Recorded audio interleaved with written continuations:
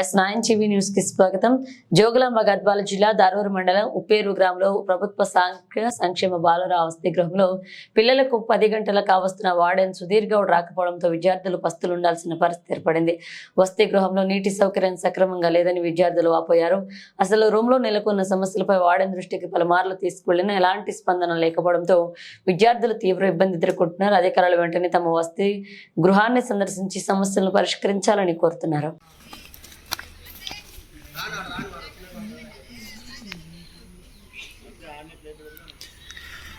ఏమైంది బాబు, ఏం సమస్య? ఉప్పేరు ఎస్సీ హాస్టల్ నుంచి మాట్లాడుతున్నాం. మాకు తినడానికి తిండి కూడా లేదు. 9:30 అవుతుంది. ఎవరు ఇప్పుడు వర్కర్ లేరు. వాడన్ సార్ కూడా రాలే.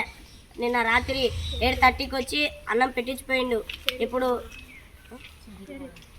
సుధీర్ గౌడ్ సార్ పేరు. ఇప్పుడు తినడానికి మాకు నీళ్ళు, తాగడానికి నీళ్ళు లేవు.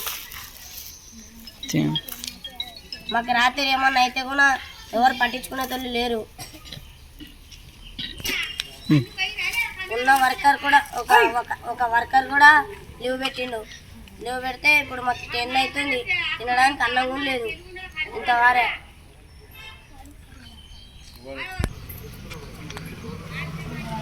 ఉన్న ఒక వర్కరు లీవ్ పెట్టి 120 స్టూడెంట్స్ ఉన్నారు.